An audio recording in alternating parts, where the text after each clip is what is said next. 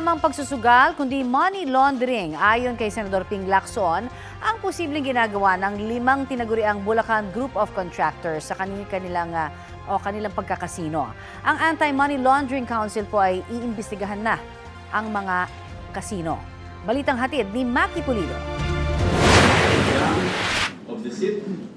Sa privilege speech ni Senator Ping Lacson, duda niya hindi lang nagsusugal sa kasino ang mga binansagan niyang BGC Boys o Bulacan Group of Contractors. 4 dito, mga naging opisyal ng DPWH Bulacan. Maaari, sabi niya na naglo-launder ang mga ito ng pera o nililinis ang perang nakamal mula sa mga flood control project.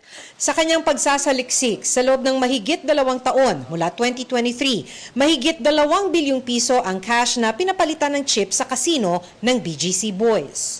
Baka naman money laundering scheme.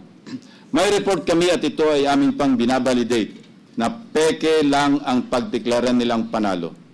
How so? Magpapalit ng cash into casino chips.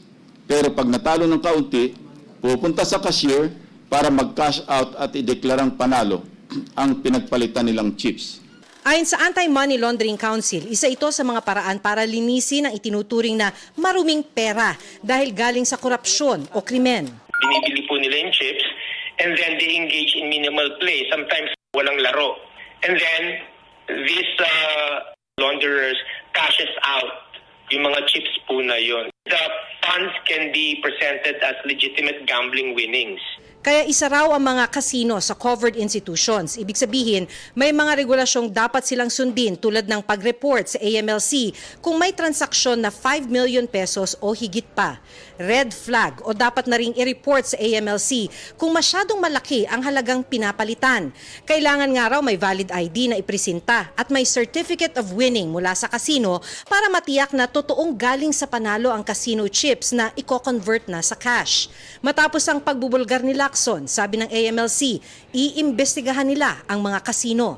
May kalaki po yun na penalty under our rules of administrative cases against covered persons. May table of penalties po yun. Depende po sa possible na violation na makikita namin. Iniimbestigahan na rin ng AMLC ang mga personalidad na nadidikit sa mga questionabling flood control project, mga opisyal ng gobyerno, construction companies, pati na mga kaanak nila.